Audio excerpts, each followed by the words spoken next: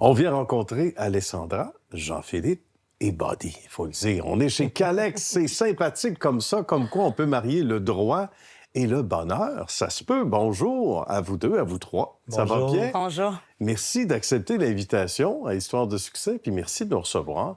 On a l'impression de rentrer dans un salon. C'est un peu l'image qu'on veut donner de Calex, mais d'abord et avant tout, parce qu'on veut se démarquer du domaine des bureaux d'avocats ordinairement, où on pense que c'est rigide.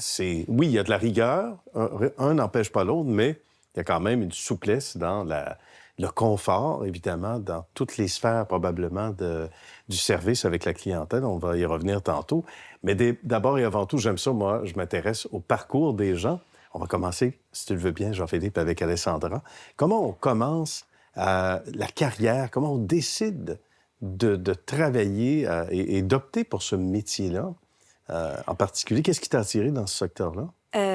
Moi, j'ai un parcours un peu atypique. Ah oui? C'est-à-dire que j'ai toujours voulu être avocate. J'ai jamais voulu faire autre chose. Directement au cégep, directement à l'université. Oui, c'était clair. Oui, j'étais OK. avocate, je pense que j'avais 22 ans. Bon. Mais quand je suis devenue avocate, j'étais dans un grand bureau et je suis devenue désillusionnée et je me suis dit, finalement, c'est pas ça que je veux faire. À ce point-là? Oui. OK. Donc, je suis déménagée en Europe, j'ai fait une maîtrise, je suis revenue, je suis partie d'entreprise, j'ai fait autre chose OK. pendant quelques années. Et puis, quand je me suis joint à Jean-Philippe, c'était dans le but de... Dans le fond, la stimulation intellectuelle du droit me manquait énormément. Ah bon? Jean-Philippe peut vous expliquer comment on s'est associés. Mais donc, j'ai renoué avec le droit, mais justement dans un environnement qui est différent, Oui. dans lequel je pouvais m'épanouir, dans lequel je me sentais pas opprimée. C'est ça qui était différent, c'est ça qui fait qu'on veut revenir aux sources. On veut pas revenir à Alessandra aux sources comme ce qu'on a connu d'un bureau de droit, normalement en droit, bureau d'avocat, mais parce que c'était différent. On va entendre Jean-Philippe. Ben, c'est un milieu qui est très traditionnel, puis on essaie de faire quelque chose qui est différent. C'est pour les entrepreneurs, par des entrepreneurs. Ah oui.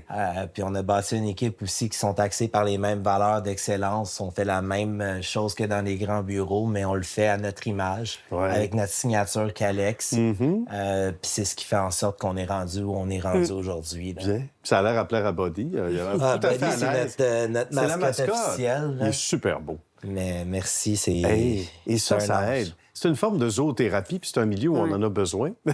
Parce que vous autres, le stress, là, c'est dans le tapis. Ben, Alessandra, un petit peu moins. Alessandra, oui, il y en a, mais nous, on est toujours dans la chicane. Tu sais, notre équipe de litige, on est toujours dans un contexte où il y a deux personnes qui sont dans un conflit. C'est sûr. Et notre mandat, c'est de trouver une solution qui est adaptée au conflit le plus rapidement et le plus efficacement possible. Ouais. Donc, c'est sûr que d'avoir quelque chose qui est capable de nous calmer puis de nous faire... de nous détendre puis de nous faire rire, ça peut être bon à tous les jours. Ben, je comprends. On parlait du parcours d'Alessandra. Pour Jean-Philippe, c'était quoi le parcours? Moi, j'ai été rapidement à mon compte après avoir fait un stage dans une société parapublique. Et en 2017, j'ai lancé le bureau à ce moment-là. J'étais tout seul dans un demi-sous-sol. Ah oui, ça part là. Même les bureaux d'avocats peuvent partir dans le demi-sous-sol. On est parti dans un demi-sous-sol. C'est pas loin. Oui, on entend ça, Histoire de succès. J'ai commencé dans mon garage. Exactement. Donc, le demi-sous-sol. À Saint-Henri, puis après ça, Alessandra s'est joint à nous, puis Gabriel est arrivé juste avant le COVID, puis par la suite, Benjamin, Yannick, John, puis Raphaël. Donc, on est rendu aujourd'hui... Nico. Nicolas On est 9 Morin avocats. aussi. On est rendu C'est 9 pas avocats. rien. En si peu d'années, parce que c'est quoi, 5 ans, 6 ans? Ça va 5 vite, là. Ouais. En si peu d'années. Parce que, il faut le dire, là, les avocates, les avocats, ils ont le choix. Hein? Généralement, on cogne aux portes ou on vient nous chercher sur les bancs d'école quand on est avocat, avocate, je me trompe pas, ou presque.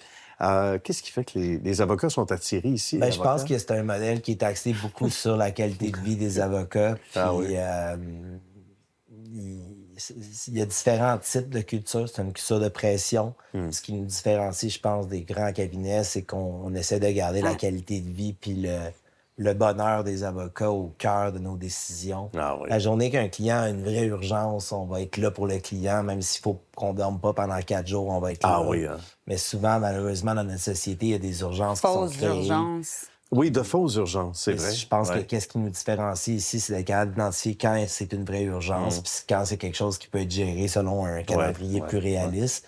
Puis comme ça, on est capable d'offrir à nos avocats un milieu de vie où où ils sont capables de s'amuser, qui est à notre image, qui est différent, mais tout en conservant les standards d'excellence là, qui font en sorte qu'on est un cabinet comme on est aujourd'hui. Là. Puis c'est un peu les valeurs qu'on a inculpées, c'est que le travail doit être fait à la fin de la semaine.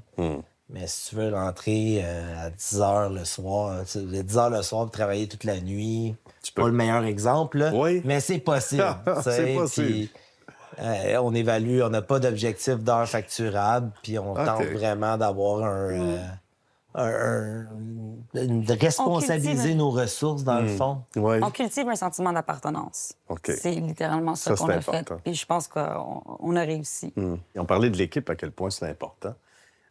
C'est pas dit comme ça dans l'air. C'est qu'on prend on prend ce qu'il faut, on prend les gestes nécessaires. Je pense qu'on prend fierté à avoir développé toutes les personnes qui sont ici aujourd'hui, puis d'avoir bâti une culture qui est assez unique, je pense, dans le milieu, puis que j'ai bien hâte de voir où on va continuer à grandir dans les prochaines années, parce qu'on est juste au début. Ben voilà, c'est le début de l'aventure. Et on De aime notre ça. histoire de succès. Ben, de l'histoire de succès, ça fait toute une conclusion.